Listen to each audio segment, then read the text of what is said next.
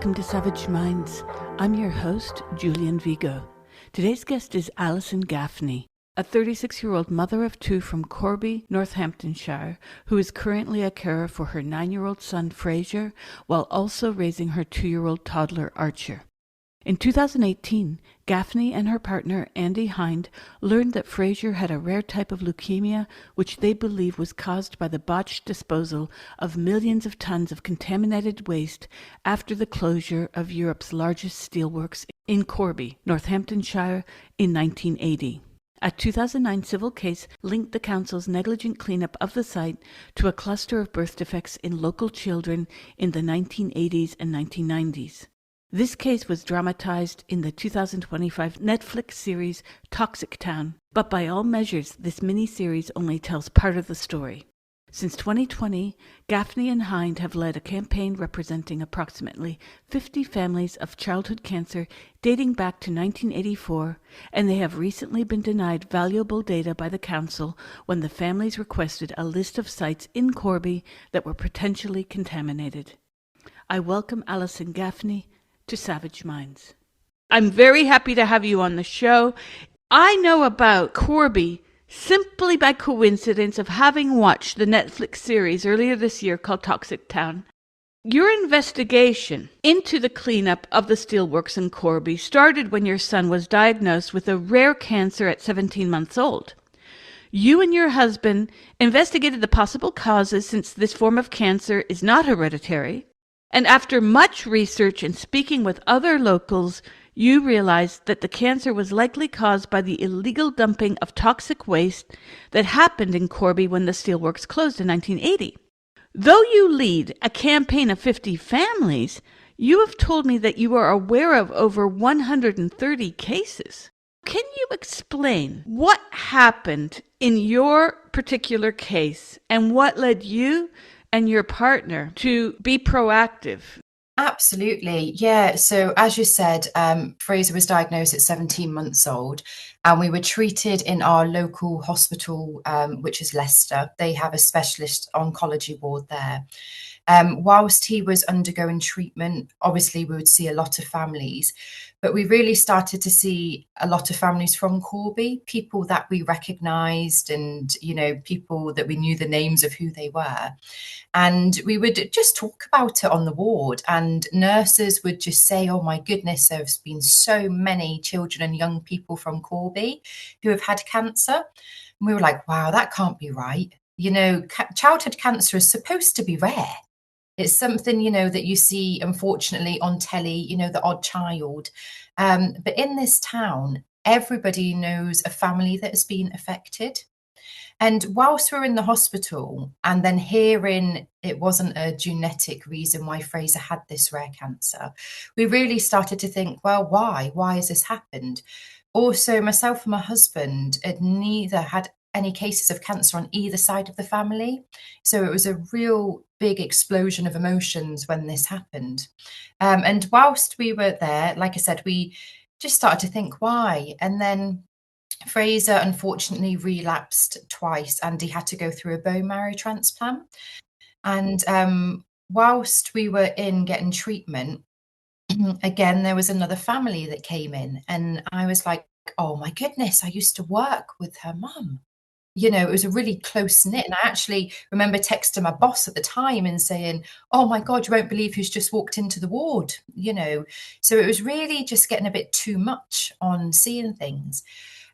Fraser thankfully made an amazing recovery from his bone marrow transplant. And I went from being a nurse and a carer and a mum. It was very busy. He was on 22 medications a day when he came out of transplant. And when things calmed down a little bit and I was able then just to become a bit more of a mum, not a nurse and a carer as well, started to Google and started to look into things. And I was going to my husband, I was like, oh my goodness, I grew up on an old quarry that they had in Corby. Wonder if that's got any links. And then another child got diagnosed in the town, and I was like, oh my goodness, I went to school with her dad. We went, to same school. That school was on a quarry. And that's what really started to get us thinking. is there something here in this town that is causing all of these childhood cancers? So we took a step back and we've researched for quite a few years to ensure that we were definitely on the path to something. We didn't want to come out publicly and start saying, we think your child's got cancer because of this. We needed kind of concrete proof of what we were working on. And given the history of the town, with Toxic Town and the previous court case in 2009, we reached out to Des Collins and told him our thoughts on why we think that children might possibly have cancer. And it is very different to the 2009 court case because we're looking at now a different illness, different years, and a different type of contamination. And when Toxic Town came out earlier this year, me and my husband said, you know what, this is probably the right time to start reaching out to people. It's become public again. It's really much in the media. Everyone's talking about it. And we did. So we just put a little poster out on social media to see if anybody had been affected, our thoughts behind it and the reasons why. And that has just gone from strength to strength, collating all of these numbers to here we are today. I'm looking at the average rates in the UK of childhood cancer because, of course, it is rare. And with around 1,645 new cases diagnosed each year in children aged 0 to 14 in the UK, which is roughly 1 in every 420 boys and 1 in every 490 girls developing cancer by age 14. When I looked into this, and this is very sad and frightening, but the rates are rising across the board in the UK.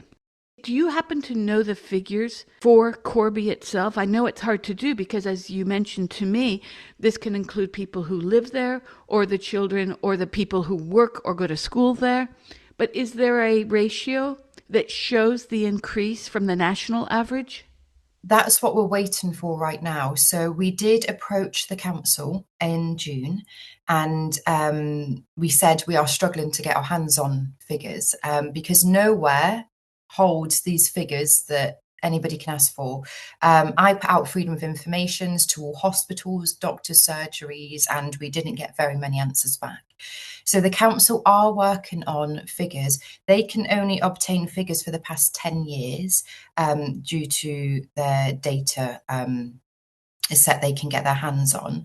So any day now, we are waiting. We've been waiting a long time, but any day now they are going to release their figures. And they're also working with the National Cancer Statistics to us to then see what we are looking at. Now, right now, they're only giving us 10 years, but we do need the data from when we've pushed it back to 1984. So we make sure that we include everybody. So as soon as this data gets released, then we will be releasing it to the public and everybody to let them know what their analysis is on it. But we will be doing our own analysis as well. You and the other families are represented by the same legal team that represented the other families in 2009, Des Collins, correct? Yes, that's right, yeah. They originally requested a list of the contaminated sites to the council through a legal request. The response from the Corby Borough Council to me is astonishing. In a letter that was seen by the BBC, the local authority wrote, quote, "The council understands its obligation of transparency and the public's general interest in accountability and openness in relation to its processes, but considers the weight of public interest, public good it put in parentheses, falls in favor of non-disclosure." End quote. That's Orwellian if I've ever seen Orwellian, because what they're saying is it's best if you don't know. What did your legal team say to this, and what are the next steps to get this data? I think when we first got the response, to be honest, we were not surprised. It's not something that a council want to come out and say, yes, here it is, A, B, C, D, E. We've had quite astonishing steps though with this. So myself and my husband attended full council because we thought it was going to be discussed about the contaminated land there. Unfortunately, it wasn't, but we did get approached by the council if we could go in and meet them because they wanted to apologise for not seeing us and speaking to us at the meeting. So me and my husband went.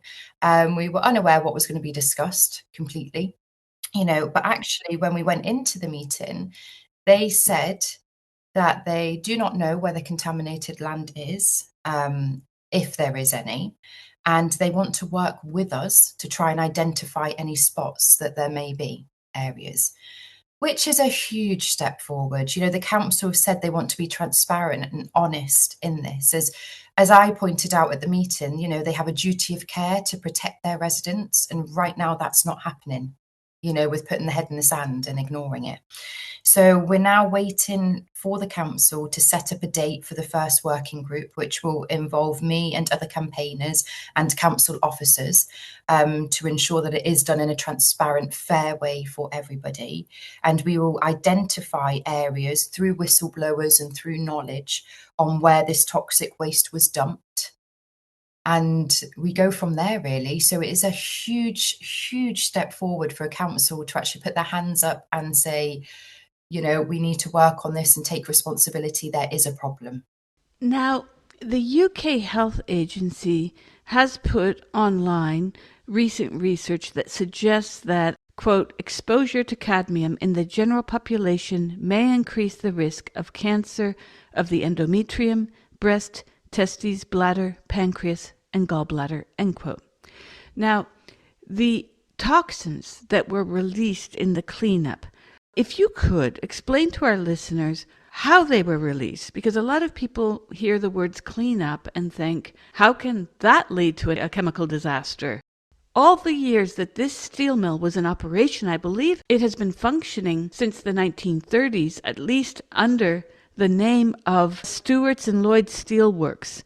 Now, there's still a steel mill there under the control of Tata Steel, correct? Yes. Okay, this raises so many questions. For the steelworks that were working all these decades, was there no abuse by the company in all these decades of leaching into the soil, other contamination, illegal dumping? Why is it the cleanup is the unique point of critique? Or is there no information that's left about what happened since 1933? I think that's a big bit. Unfortunately, when you think of the years, what happened when it opened all those years ago, those people are no longer here now. So it's quite hard to try and obtain information from there. We do know that whilst the steelworks was in operation, we had in 1970 such a spike of infant mortality. Corby was higher than the whole of England and Wales put together. So there were problems whilst the steelworks were in operation. The difference now is when the reclamation happened, at the time it was Corby Borough Council, they took on the contract from the steelworks to do the clear up.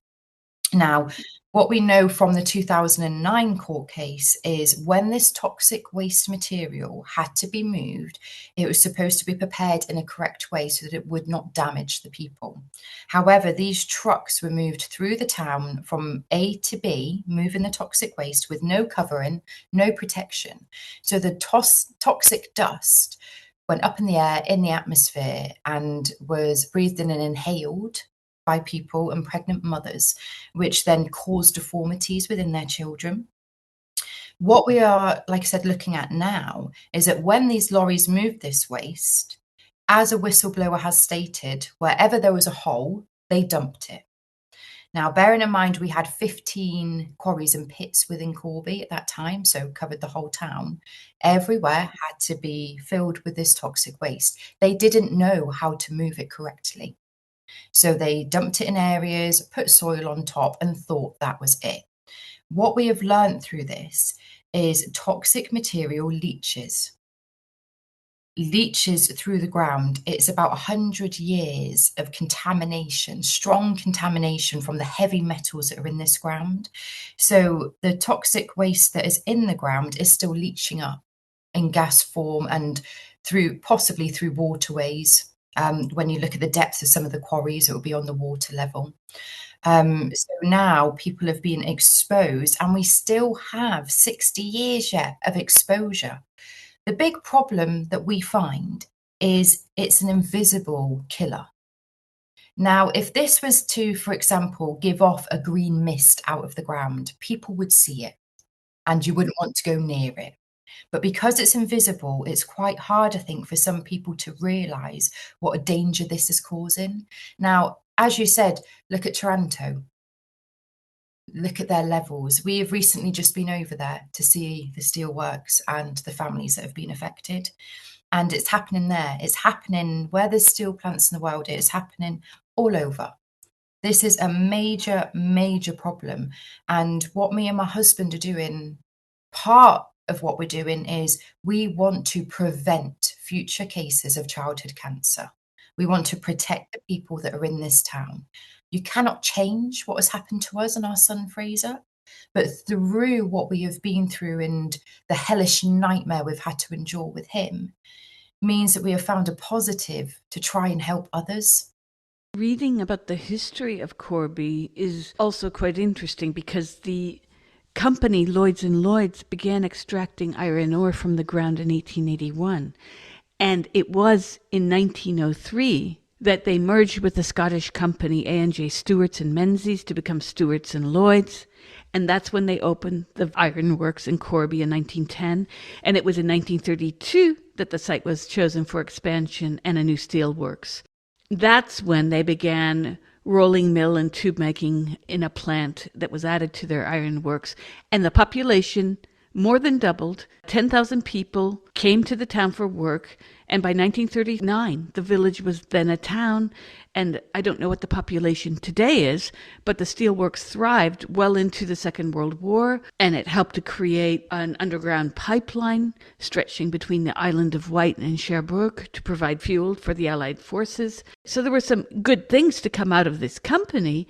But what's phenomenal is what you have just mentioned, not just the cleanup, but since so many people are no longer here, records were probably not well kept either. You have the mortality rates, though, of, as you mentioned, infancy and childhood deaths. Are there medical records that show heavy metals or any kind of trace of what the steelworks left into these people who are no longer with us? I can't answer for the people that are no longer with us. That's not information that I am obtaining. However, there was a family that did live in Corby in the 90s and they moved elsewhere. 3 family members, all unfortunately got different cancers. And where they were living when they got diagnosed, the doctor actually done tests on them and confirmed it was from heavy metal toxicity exposure as to why these 3 family members got cancer. In the 2009 case that some people might have seen from the series Toxic Town or not, what were the results? Aside from the payout, what were the results in terms of the Corby Borough Council that would hopefully prevent this in the future or not? What has happened practically on the ground? Nothing. The council were not happy. The council fought it. They said that it was not connected. They were not happy with the outcome. And unfortunately, nothing was done at all from it.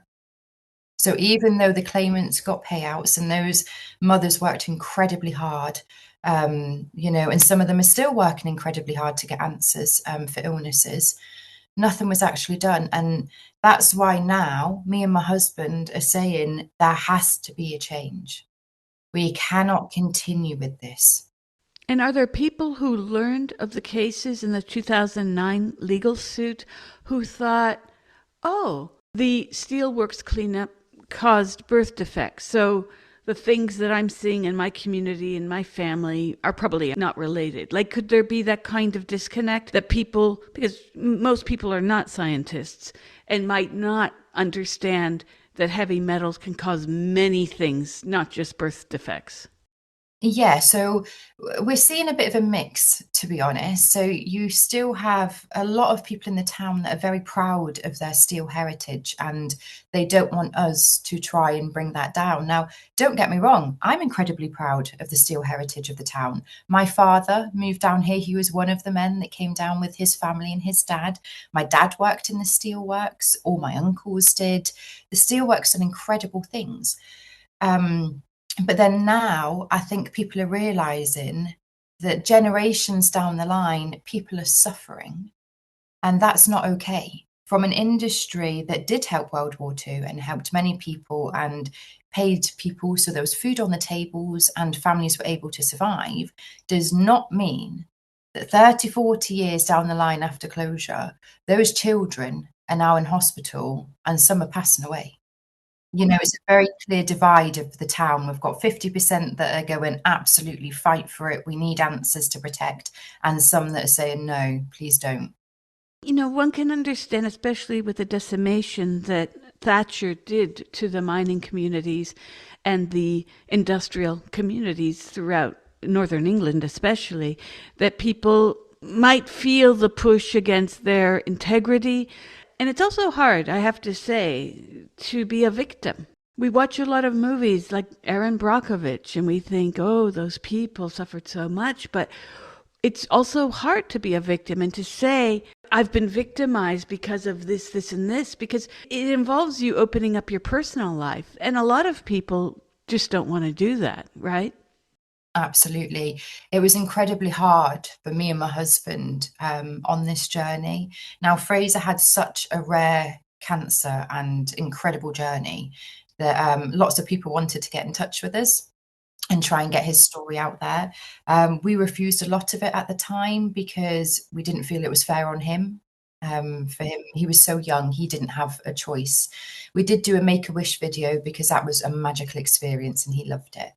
But to go from people that are just, we're normal people, we are normal parents, normal people, to then exposing everything you've been through, all the depths, the work you're working on, is incredibly hard. And we have some people that don't like to think this is connected.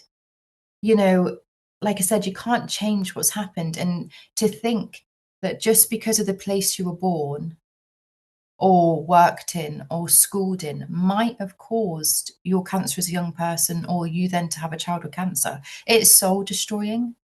To know that your local authority did not protect you, were not honest with you, there's no, it's soul destroying. When you take a job, whatever that job is, you don't necessarily think of the negative aspects of the job. A lot of people are happy to have a job and to be able to support their families. Part of the problem of capitalism, frankly, is that we act now, think later. In steelworks, there is particulate matter, PM2.5 and PM10, which is fine dust, soot, and other particles released during smelting, casting, and material handling, and these can be inhaled deep into the lungs, leading to respiratory and cardiovascular problems for the workers. Then there are the heavy metals, which are toxic materials such as arsenic, lead, cadmium, chromium, nickel, manganese, and mercury, which are emitted in fumes and dust. And these can accumulate in the environment and the body, causing neurological damage, kidney problems, and various cancers. Then you've got gases and volatile organic compounds, carbon monoxide, sulfur dioxide, nitrogen oxides, benzene, and polycyclic aromatic hydrocarbons, ammonia, and cyanide compounds. Then you've got asbestos and dioxins and furans, which are persistent environmental toxins produced during certain operations such as electric arc furnace processes that bioaccumulate in the food chain. There's much more to each of these little points I've made. It's unbelievable, not only the health, but the environmental impacts, because as you've said to me, these metals just don't go away. The chemicals are still leaching. Might it be that the council is angry about people raising these issues because it's going to hit them in their pocket? Absolutely. There is always that concern, as does Colin says, in the way we look at it, the polluter pays. But whether they're annoyed or not, we as a community are standing together, standing strong and saying enough. Whether that is going to cost so much money to test the land and remedy the land, what is the cost really of a soil sample on a child's life? Yes, and not just children, because as you have mentioned, you're looking back to 1984, and that's when the reclamation of the steelworks began. So the steelworks closed in 1980. Were there 4 years of dormancy, and then they started to clean up? Is that what happened? So yeah, the steelworks shut, and then as it was shut, there was different stages of closure. So, because it was such a big site, as you say, it was the biggest one in Europe. It was massive, like really did engulf a good section of the town. So it took years closing down the areas, and then the actual removal of the site took many years, and the remedial work of it, just because it was so large. So 1984 is the pinpoint of the year that we're looking at, because that's when the actual moving of the toxic material from the site started to take place. You have spoken recently about what has happened in Corby and to your own family. In June 2025, you spoke in Parliament on behalf of Zane's Law about the situation. Can you tell our listeners what Zane's Law is and what the reaction was to your address in Parliament? Absolutely. Zane's Law started from parents losing their son, Zane. So Kai and Nicole, parents losing their son Zane, due to flooding, which they found the flood water had come down from contaminated landfill from their housing. It was a terrible, heartbreaking situation. But Zane's Law is trying to be put into place so that councils need to declare every area of contaminated land. They need to test it and they need to fix it. The polluter pays, and this law will be put into place so that councils cannot just deny it, shut the door on it, and pretend it hasn't happened. They really are making people pay. And this law is so incredibly important for everybody in this country. It's something that needs to be supported, put into place so that people do not suffer with contaminated land and water anymore. So we were incredibly lucky to be invited to speak at a summit in Parliament, myself and my husband, with on behalf of Zane's Law, and talk about Corby and talk about everything that is happening. And Stephen Reid, and he's supporting the bill for Zane's Law. And the work that is going on behind the scenes is amazing by all of the campaigners and Kai and Nicole. You also have received support from your local MP, Lee Barron. And in Parliament as well, you've got Wes Streeting, who has stated, at least in an interview, that the situation should be confronted and dealt with. Have you had other MPs that have contacted you or have asked for more information? We've also had our neighbouring MP, Rosie Whiting, because part of the area now has changed postcodes, and she covers that area. So we do have our two local MPs. And as you say, Wes Streeton has done a piece on it to say that enough's enough, they need to come clean with the areas of contaminated land. We haven't as such had any more MPs on this yet, just because it hasn't been needed just yet. That the paths that we are taking have moved forward enough for us at the moment. You contacted Des Collins in 2022. So you were with your husband for 2 years working on the situation, and finally you took to contacting a legal firm. Why did you have to do that? Can you explain what you went through that led you to the legal path? We knew we needed to be represented by somebody, because we know this is going to be a fight, given the toxic town and what those parents had to endure with the council declaring there was not a problem, and the figures were not correct and things. We knew we had to be represented. So to us, the best person to reach out to was Des Collins, given he was successful in that case and he has an incredible knowledge of contaminated land and the history of Corby. So that was our first point of call, to reach out to him and his team have been amazing with their support and guiding us on how to do this. So we're very lucky that he has, is backing us on this. And he did put out a statement on, I think it may have been BBC, that said, this is just the tip of the, when Toxic Town came out, he said, this is just the tip of the iceberg, for illnesses within this town. Yes, from everything I've been reading since I heard of your case, yes, it seems to be that the cancers will likely far outnumber the cases that were introduced to the 2009 case in Toxic Town. Of the 130 families that you know of, why have all of them not joined your group of 50 families? Are there mitigating factors? It's very heartbreaking. Now, as you can imagine, childhood cancer is one of the worst illnesses that you can endure as a family and for that child and young person.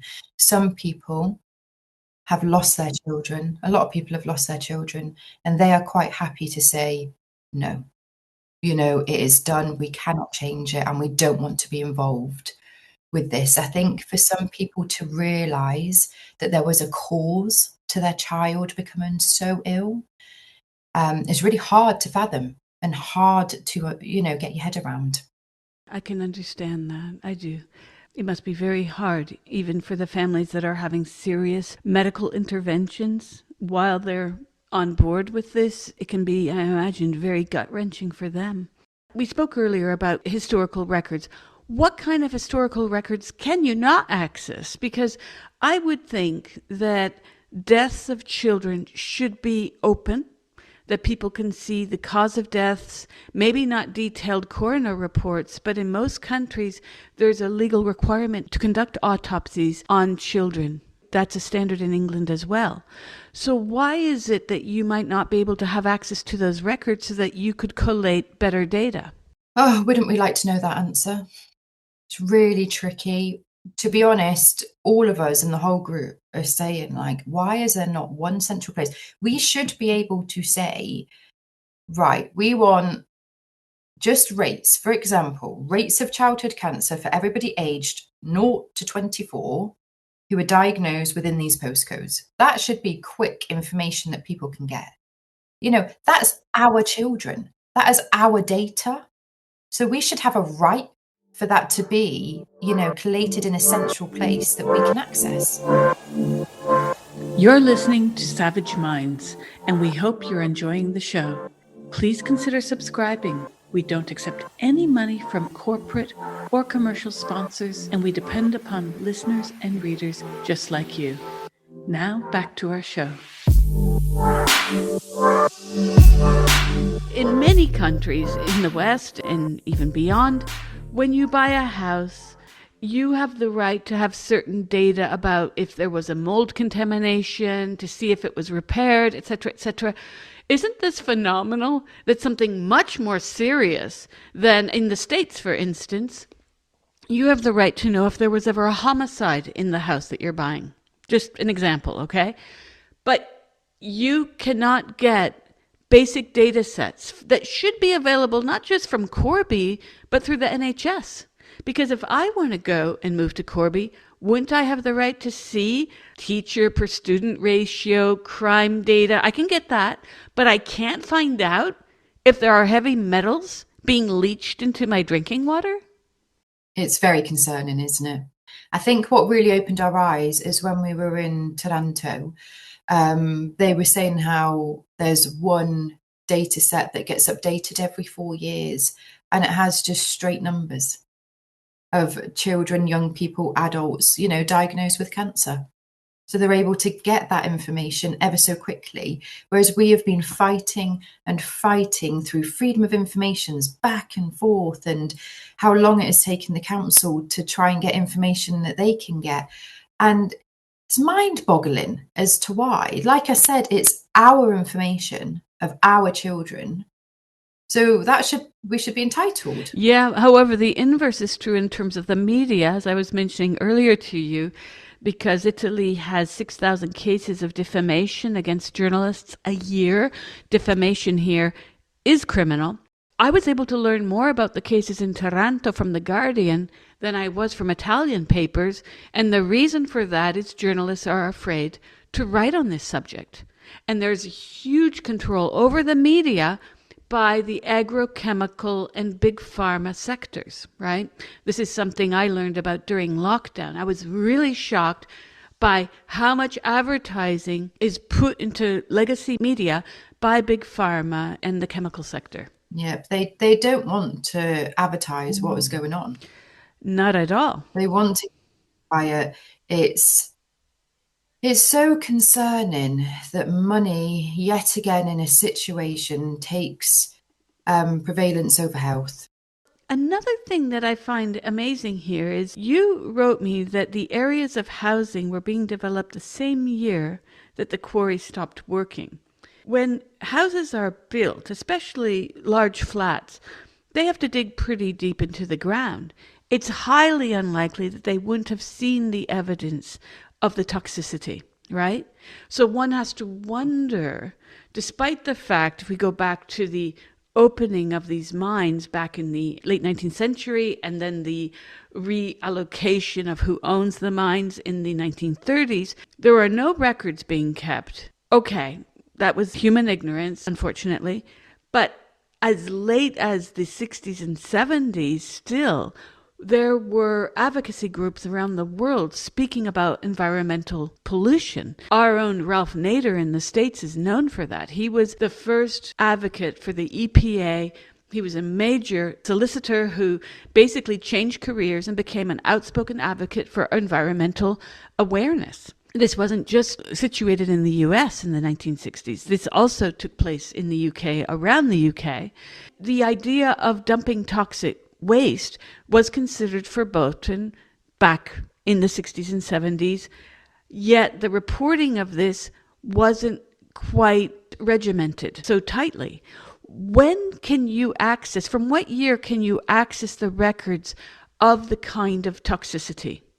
For when we started looking, we've managed to obtain documents from the National Archives that head back to about early 1970s. So we are looking at that. A big problem, as you've seen in the Toxic Town programme, was the steelworks had an area where all paperwork was kept on everything.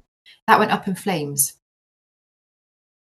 So we are trying to get information that is physically no longer here.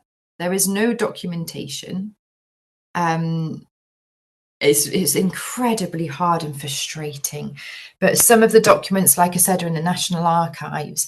The earliest, I mean, there was a document that I found from, it was very early on, and it was all about contamination in Corby and the steelworks. So there is still things out there. It's very devastating, though, since the council is not helping you access the information. And the NHS, that's another question I have regarding proposed laws for the future. Might it be incumbent upon the NHS to keep a public health record of this? Not with private information, but again, where, as you say, you can put in the postal code, you could put in the town, you could put in a certain geographical area and have the data.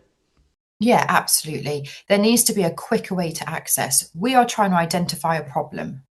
As you know, childhood cancers within the town.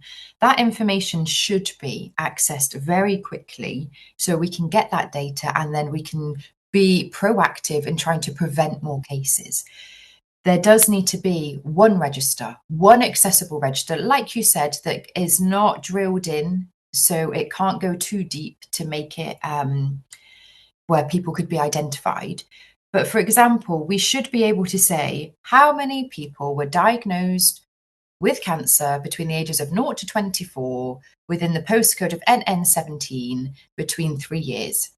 And it should be able to drill down and say, just for example, there were 9 cases. That should be available for everybody. And in the cases of the families that do not want to partake in the legal challenge, I presume you've taken the solicitors to make a legal challenge for the 50 families.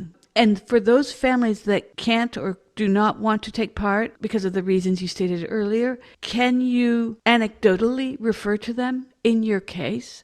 Because one thing I recall from the film Toxic Town is that they also had to kick out a few families from the legal suit because legal suits unfortunately aren't about the truth.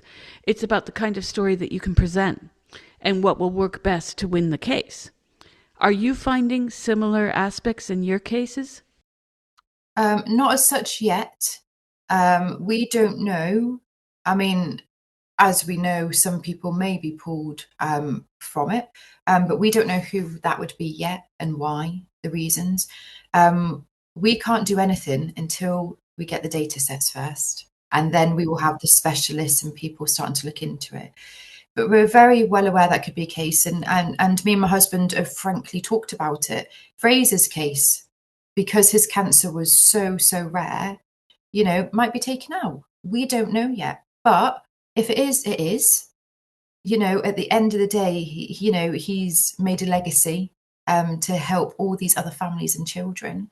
And like I said, our biggest thing is about protecting future families. Right, right. So your son is 9 years old right now. Can you describe what he went through physically with all the treatments and where he is today? Absolutely. So he started on a standard leukemia regime, and that was 3 weeks of intense treatment in the hospital. After 3 weeks of that intense treatment, we were pulled in to the consultant, and that's when they told us he had an extremely rare gene rearrangement. It had never been treated in Leicester before. He said he'll never see it in his career again because it was so rare. So that then changed the plan. It wasn't then the standard leukemia plan, it was a different plan because he had a mix then of kind of leukemia and the Burkitt's MYC gene. So it was a very complicated thing. But I always say the consultants and people working on him are some of the best people I've ever met in my life. I really am in awe of them. They're incredible. So then the plan changed. We were in for about 6 months. We managed to get a couple of days at home. It was really intense. Like I say, he was only a baby. He lost the ability because he was quite verbal before treatment, even though he was so young. He lost the ability to talk. During treatment, he lost the ability to walk 3 times. He couldn't eat. We had to teach him how to eat again because he was fed through his nose at some point and then through his wigglies, which is a Hickman line, and nutrients. Some of the treatment was that intense that we were having eye drops every 2 hours through the day and night. He had some horrible infections that came from the treatment because it was so strong. And we were given the all clear. He had his very last dose of chemotherapy for that round on the 23rd of December 2018. And that was at home. That was given by myself. They trained me up to be able to deliver that home for him. And then January 24th, 2019, we got a phone call to say, all clear, fantastic. The following Mother's Day, he was not well, back in hospital, and we were told the cancer had returned. So then it was another extreme challenge. He was on platinum-based high-dose chemo. Very, very intense. He lost so much weight. When I say poorly, it was touch and go at sometimes for him. And then it was actually my husband that asked for CAR T therapy because we'd seen this new treatment that was coming out, and because no one knew how to treat his cancer because it hadn't been treated before, it was very much of the unknown. So we were then lucky enough, went down to Great Ormond Street for CAR T therapy. He was on a trial. It was called CARPAL, and he was number 23. He was the youngest to have it. So the nurses again and consultants down there are phenomenal. And he had the treatment. We nearly lost him before the treatment. We managed to make it to treatment day, and he had the cells, and it was just a syringe, kind of 5-6 mil worth of all of these billions of cells that they had made. And within hours, he really started to perk up from this treatment. And we were home within 4 weeks. He'd made an amazing recovery, started to walk again and eat. Got home, and he was playing with a toy and bumped his head on the toy, and a big lump formed on the front of his head. And we were like, oh no. So took him to the hospital, and we thought it was because his platelets were low. Eventually he started to cower his shoulders as he was walking. So we rushed him back in again, and they'd done a scan, and the cancer had come back in bulky form. So it's now like tumorish form. And he had a tumor all the way from the back of his spine, back of his neck, all the way down his spine, which was actually compressing on his spinal cord. So he should have been paralyzed, but he wasn't. This is Fraser. He's a miracle. He had a tumor form in his eyelid, and there were multiple tumor forms all in his head and around his skull. So that was incredibly scary. My little baby. covered with all of it. And then the next thing was bone marrow transplant. That was the only other option available. And bone marrow transplant is not an easy option for anybody. There are lifelong effects, which I'll get into in a minute. So we again went down to Great Ormond Street. We couldn't find a 10 out of 10 bone marrow match. However, the nurses had searched the National Register and we actually got an umbilical cord match from Belgium. It had been frozen for 12 years, but it was the perfect match for him. So we nearly lost him again through the pre-treatment for transplant. And then it got delayed by a day. So he actually had his transplant on Friday the 13th, 2019. And to be honest, that's a lucky day for me. So I'll take that. And yeah, people have said, well, doctors have said they've never seen a recovery quite like it. We were home again within 4 weeks, just before COVID had hit. And he's made a phenomenal recovery. Now we struggle with the late side effects of treatment because he had total body irradiation beforehand. So that fries the body inside out to kill all these cancer cells. So he now has memory loss, short-term memory loss. There is damaged white matter to the brain from chemo and radiation. He was nearly blind. About a year and a half ago, he got cataracts extremely quickly from the radiation. So we had to have treatment to cut out the lenses and replace the lenses in his eyes. He's very behind academically because he's obviously missed so many years, and because of his memory, he cannot obtain the information like others. He has severe leg pain all the time. He has cysts all on his hips as well. Like we have to carry him to bed at night, because he's in so much pain. He does attend school, but it is only part-time because he has extreme fatigue that we have to deal with. He's tired a lot of the time. So we have a lot of problems. He's also very short for his age. We knew that he would suffer with his growth because he was so young getting treatment. But he's like the height of a 5-year-old and he's 9. And he's really starting to see that now compared to his peers at school, which is quite tricky. But he has the most incredible personality. He makes us laugh and smile every day. He is cheeky like his dad. And he is such a kind and caring boy. And we're just so grateful for the treatment that he's received and that we have him with us now. It's very hard to hear what you've just said, actually. Wow. I'm so angry for you, actually. This is amazingly, no one should have to suffer like this. You have been dealing with this for most of his life, and your poor son, he sounds like a fighter, but the ramifications to his health are severe. And how does he handle this psychologically? Now he's 9. He knows that he's not like other children. Absolutely. He now suffers from extreme anxiety. Trying to get him to school the couple of days a week that he does go is heartbreaking because the anxiety he holds is terrifying to see for a child. He suffers night terrors and not sleeping because he wakes up screaming because he can remember needles coming at him and things. It's really hard. It is so hard as a parent. You want to see your child growing up happy in a safe environment. You try and do everything you can to protect them. And for us now thinking, we'd done everything we could to protect him, but actually it's not our fault. Somebody else is at fault for causing this with him and all these other children that are suffering. Yeah, it's taken, for him, he struggles, but also what we're going through with this, he's very well aware. So he's saying, he tells everyone at his school, and if we're in the paper, he takes it in because one of the biggest things is he says how proud he is of me and his dad working on this for everybody. He said that, if you can stop children going through what I've been through, Mum, then you keep fighting. And, for a 9-year-old boy who's endured so much, I find that so humbling. It is, but at the same time, you must be also frustrated because you don't want this to be his life either. No, we don't. I look back now because we have 2-year-old Archer who's joined the family, and I think because of Fraser's looks, I sometimes take a step back and I go, I wonder what he would look like now if he hadn't have had to go through this. Like, because his looks have changed, is not the height he should have been, his hair's very different because it's like donor-related hair now.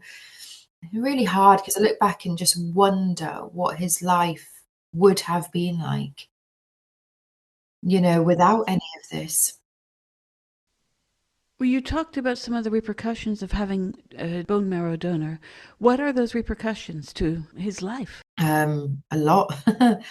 So, the bone marrow transplant is such a thing. He now has to have lung and heart checks every year because we know that there's a very big likelihood of his lungs and heart failing as time goes on. Generally, I think statistically, something like 45% of children that go through childhood cancer are left with a long-term health problem. And that's the children that haven't been through a bone marrow transplant or high-dose chemo. It's just, there's no words to, unless you go through it physically, there's no words to really describe how soul destroying this is. I still wake up every morning. When I do sleep, I don't sleep very much because of the stress of it all. And first thought in my head every morning is the cancer back today? And that's something that we have to carry forever. Wow, I mean, what you described is very heavy. People in the UK should be outraged. Outraged that a simple FOI, much less a legal letter, couldn't get this information out there, not only for you and the other 50 families or the 130 in total, but for everyone, because this is public health. This is a matter of the NHS should be actually mandating this as a part of a registry, right? But no, you're going to have to fight for that too. And does Zane's Law ask that this be made part of a public health registry? Not as such with that. Their main thing is that the contaminated land will become part of a public register. There needs to be a law, definitely, on behalf of all of you, maybe a Corby law, a medical registry, because what has been allowed to take place in the fact that Tata, let's talk about Tata, has come in and taken over. And I've noticed that in Toronto as well, there have been these new companies coming in and taking over the steelworks. What is that about? Any hands, isn't it? Any hands that people can do. I mean, they're currently in Corby demolishing part of the steelworks right now, so some of the old buildings. And there's huge concern as to people because, again, here we go. There is dust covering houses that live nearby, cars that are parked up nearby covered in dust. People are starting to say they're starting to feel poorly, with this demolition work. And I've gone to them and said, on behalf of the residents of Corby, want a meeting. Let's have a look about this because their planning application that was offline for so long miraculously appeared online, approved when no one knew it had been approved. So there's still games being played. And I think, for me, the final bit is enough of the games. Enough. Like, might have got away with them quite a few years ago, when there wasn't as much social media presence and there wasn't, as much to get it out there as quickly. But we have that power now, and we shouldn't have to use it, but we need to. We have just had enough. The country is sick of not living. We all have a right to live in a clean environment or to be aware of the environment we're in. And we're not. There's no honesty in the ground. Me and my husband were saying the other day, everyone looks for organic food. Well, actually, is it worth it? Because what's under the ground that it's feeding from? Not just about the pesticides on top. There are so many factors into all of this. And as I say, if we can make good from the situation Fraser and us, we've had to go through, then that's what we're doing. Wow. Okay. This is very heavy. I'm sorry. I'm so angry for you. One thing that I'm finding, though, is that where there's a steel mill, there are illnesses, not just for children. I mean, there are illnesses all around. What are you finding in terms of the way that other companies are handling their steel mills? For instance, when I read up about Tata taking over the steel industry in Corby, they seem to have much better equipment. But is that the only thing? Or is there still going to be future leachings into the ground? I do think now people are trying to do the best they can to try and protect people.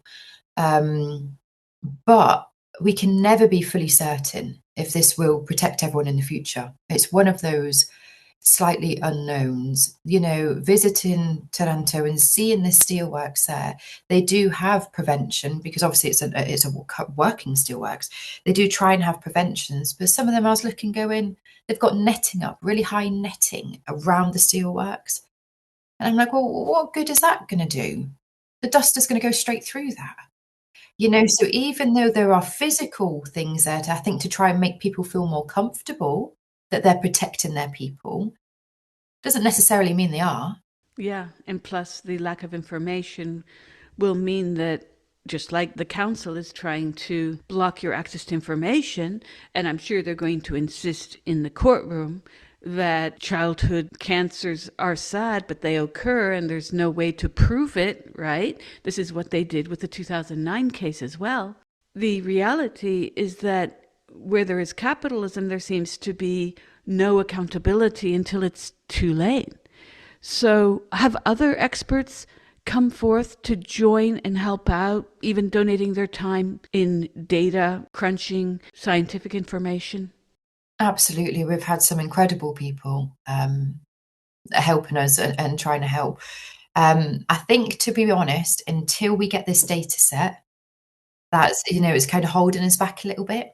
So as soon as this data is released, then it's going to be a lot more of specialists and everyone getting involved, and having a look at this. So yeah, it's quite a important time for us at the minute whilst we're waiting for this, and quite nerve-wracking as well, to be honest. And what can people listening to this show do to help out your case? Are you crowdfunding for the legal support you're getting from Des Collins? We do have a GoFundMe that's to support this cause because myself and my husband have self-funded it for all these years. And it gets to the point now, like we need help, but not at the minute. I think the biggest thing is we have a TikTok page that we put all of our posters and information and news things. So for people to be able to share something like that would be incredible. It's literally called Corby Childhood Cancer. Because we're having a lot of people, that have moved and then they've gone, oh God, I've got a child with cancer. Could that be connected? So the biggest thing is reaching out to as many people as possible. So having any sort of help with pushing that would be fantastic.